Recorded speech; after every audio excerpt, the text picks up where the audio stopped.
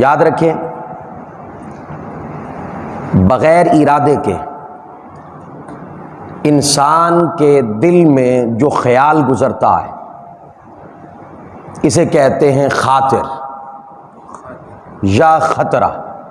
یہ تصوف کی زبان میں یہ ٹرم بولی جاتی ہے۔ انسان کے دل میں بغیر ارادے کے جو خیال گزرتا ہے اسے کہتے ہیں خاطر یا خطرہ۔ اب اس کی 4 اقسام ہیں۔ خاطر کی یعنی پہلا جو خیال انسان کے دل میں بغیر ارادے کے گزرتا ہے، اس کی 4 اقسام بیان کی جاتی ہیں۔ پہلی قسم ہے خاطر نفسانی۔ خاطر نفسانی یہ ہے کہ جو انسان کا نفس ہے، یعنی داخلی خاطر، جو انسان کا نفس ہے وہ انسان کے دل میں گناہ کا خیال پیدا کرتا ہے، اور جب انسان کے دل میں خیال کے ساتھ گناہ کی لذت بھی محسوس ہو تو اسے کہتے ہیں خاطر نفسانی۔ یعنی انسان کے دل میں بغیر ارادے کے ایک گناہ کا خیال آ گیا، اب اس گناہ کی لذت بھی اس دل نے محسوس کی تو اسے کہتے ہیں خاطر نفسانی۔ اب جب خاطر نفسانی کا دل شکار ہوتا ہے تو اس کا نقصان کیا ہوتا ہے؟ اس کا نقصان یہ ہوتا ہے کہ بندہ عبادت کی طرف راغب نہیں ہوتا، اس کی رغبت جو نماز کی طرف ہے، جو نیکی کی طرف ہے، وہ آہستہ آہستہ کم ہوتی چلی جاتی ہے۔ اگر بندہ بر وقت اس کا علاج نہ کرے، اسی طرح اگر انسان کے دل میں بغیر ارادے کے گناہ کا خیال گزرا اور گزرنے کے بعد اب انسان کی اس گناہ کی طرف رغبت بھی پیدا ہو گئی۔ پہلی صورت میں یہ تھا کہ صرف ارادہ، بغیر ارادے کے خیال گزرا تھا، لذت محسوس کی گناہ کی بس، لیکن انسان راغب نہیں ہوا۔ اب انسان اس طرف راغب بھی ہونا شروع ہو گیا تو اسے کہتے ہیں خاطر شیطانی۔ 2 ہی عامل ہیں، یا نفس گناہ کی طرف لے کے جاتا ہے یا خارجی عامل شیطان لے کے جاتا ہے۔ اگر گناہ کی طرف اب بندہ راغب بھی ہونا شروع ہو گیا، انسان کے دل میں رغبت بھی پیدا ہو گئی ہے، تو سمجھ لیں یہ خاطر شیطانی ہے۔ اب اگر انسان کے دل پہ ایسا وار ہوتا ہے، خاطر شیطانی کا وار ہوتا ہے، تو اب اس کا نتیجہ کیا ہوتا ہے؟ اس کا نتیجہ یہ ہوتا ہے کہ بندہ دین سے بیزار ہونا شروع ہو جاتا ہے۔ پہلی صورت میں یہ تھی کہ عبادت میں رغبت نہیں ہے لیکن دین سے بیزار نہیں ہے۔ دوسری صورت میں کیا ہے کہ جب خاطر شیطانی آ گیا، اب اس نے علاج کوئی نہیں کیا، اب اگر وہ بندہ علاج نہیں کرتا تو ایک وقت کے بعد جب یہ بیماری بڑھ جاتی ہے، اب وہ دین سے ہی بیزار ہونا شروع ہو جاتا ہے، طرح طرح کی باتیں کرے گا، وہ دین کی طرف نہیں آئے گا، اس کی طبیعت نہیں آنی دے گی۔ یہ جو خیالات ہیں یہ رکاوٹ بنیں گے، آئے گا بھی تو دل نہیں لگے گا۔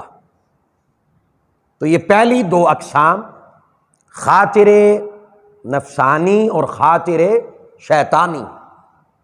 اب اسی طرح تیسری قسم، پہلی صورت میں یہ تھا کہ بغیر ارادے کے گناہ کا خیال گزرا، اگر لذت محسوس ہوئی تو خاطر نفسانی، رغبت پیدا ہوئی تو خاطر شیطانی۔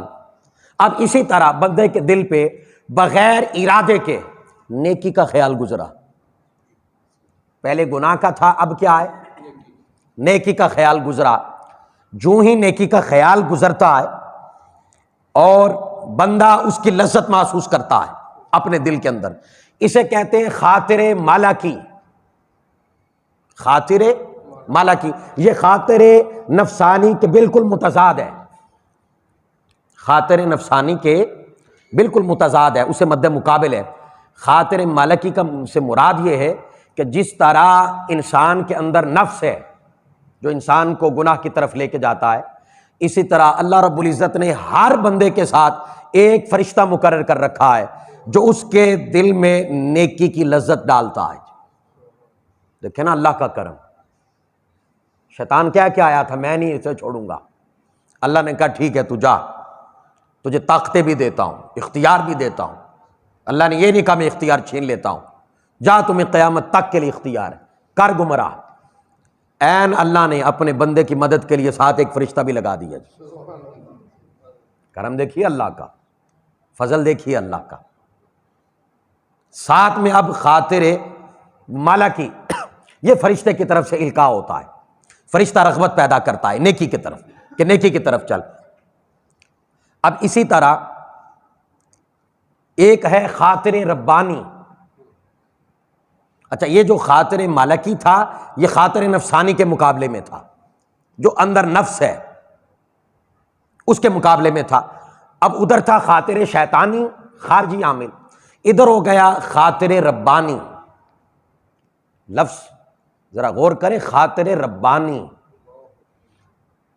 کہ اللہ کی طرف سے، پہلے یہ تھا فرشتہ بندے کے دل میں نیکی کی رغبت ڈالتا ہے، اب اللہ از خود بندے کے دل میں نیکی کی لذت اور رغبت ڈالتا ہے، اسے کہتے ہیں خاطر ربانی۔ میرے آقا علیہ الصلوۃ والسلام نے فرمایا، اور چاروں کو میرے آقا نے بیان فرمایا، حدیث مبارکہ ہے، حضرت عبداللہ ابن مسعود روایت کرتے ہیں، آپ صلی اللہ علیہ وسلم نے فرمایا ابن آدم کے نفس کے اندر دخل اندازی کا موقع شیطان کو بھی ہے اور فرشتے کو بھی ہے۔ دخل اندازی یعنی اختیار کس کو بھی دیا ہے؟ شیطان کو بھی دیا ہے، دخل اندازی کرتا ہے، اور فرشتوں کو بھی دیا ہے، وہ نیکی کی رغبت دیتے ہیں۔ فرمایا بس تم نیکی کی طرف رغبت پاؤ نا، میرا آقا علیہ الصلوۃ والسلام نے فرمایا جب تمہیں نیکی کی طرف تمہارا من کرے، دل کرے اور لذت پاؤ، تو میرا آقا علیہ الصلوۃ والسلام نے فرمایا عین اسی وقت اللہ کا شکر ادا کرنا، اللہ کا شکر ادا کرنا۔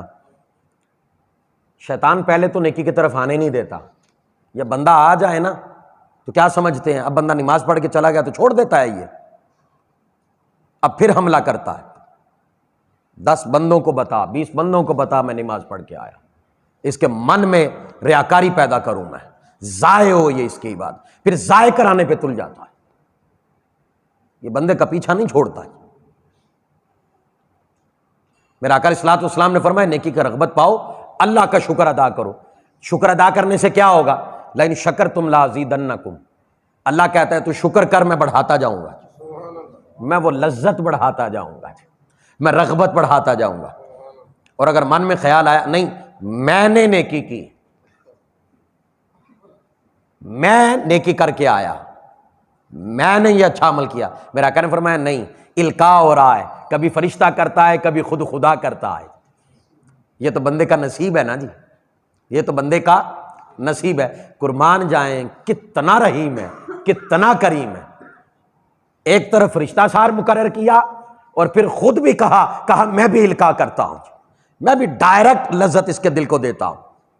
اللہ نے انسان کو ایسے ہی بے یار و مددگار نہیں بنا کے چھوڑ دیا، اللہ چاہتا ہے میں اسے جنتی بناؤں، اللہ چاہتا ہے میں اسے اپنی جنت عطا کروں۔ تو میرے آقا نے فرمایا جب رغبت پیدا ہونا تو اللہ کا شکر ادا کیا کرو۔ اور آج کے بعد آپ نے یہ اصول اپنے ذہن میں رکھنا ہے، جب بھی نماز پڑھیں تو کہیں مالک تیرا کرم، لا حول ولا قوت الا باللہ، جرت نہیں تھی میں آ سکتا، طاقت نہیں تھی میں آ سکتا، یہ تیرا کرم تھا میں آ گیا، یہ تیرا فضل تھا میں آ گیا۔